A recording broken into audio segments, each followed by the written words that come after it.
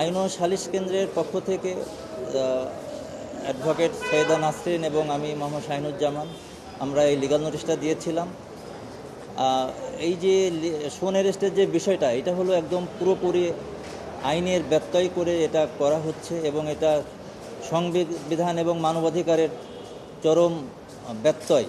এই বর্তমানে যদি এই ধারাবাহিকতা বজায় থাকে, একজন মানুষের যে অধিকার, সেই অধিকার এবং তার যে সাংবিধানিক অধিকার, সেইগুলো কিন্তু ক্ষুণ্ণ করা হচ্ছে। তাই আমাদের দাবি থাকবে, আইন ও সালিশ কেন্দ্রের যে দাবি থাকবে, সেখানে যেন শোন অ্যারেস্টের আইনটা মেনেই, বাংলাদেশে যে প্রচলিত আইন আছে সেই আইনটা মেনেই যেন শোন অ্যারেস্টটা করা হয়। আমাদের যে একটা প্রখ্যাত জাজমেন্ট আছে 54-এর, যে গ্রেফতার করা হয়, সেখানে ব্লাস্টের একটা জাজমেন্ট আছে। আপিল বিভাগও সেখানে অ্যাফার্ম করছে যে একজন ব্যক্তিকে কিভাবে গ্রেফতার করতে হবে, কখন গ্রেফতার করতে হবে, অ্যাটলিস্ট 24 আওয়ার্স আগে কিন্তু তাদেরকে জানানো হবে। হাইকোর্ট যখন একজন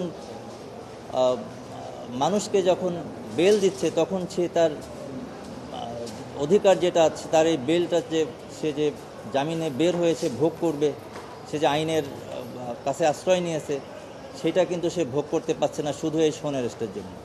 শুধু এই নিরপরাধ মানুষদেরকে শুধু এই ফ্যাসিস্ট তকমা দিয়ে, হয়তো অনেকে থাকতে পারে, কিন্তু অনেক মানুষ আছে যাদের কোনো পোস্ট পজিশন নাই, কোনো কিছু নাই, তাদেরকে শুধু এই তকমা দিয়ে বা একটা শ্রেণীর হয়তো ব্যবসার বা অন্য ধরনের মন মানসিকতার কারণে আমাদের যে পুলিশ প্রশাসন আছে তাদেরকে শোন অ্যারেস্ট দেখিয়ে একজন মানুষের যে ন্যায় বিচার পাওয়ার কথা, মানুষের যে নাগরিক যে অধিকার, সেইটা ক্ষুণ্ণ করছে।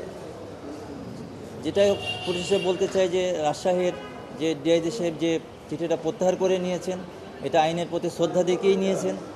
এই ক্ষেত্রে আমাদের রিট পিটিশন করার প্রয়োজন নাই। আমাদের দাবি থাকবে যেন এই রকম মানুষের শোন অ্যারেস্ট যেত এইভাবে না করা হয়।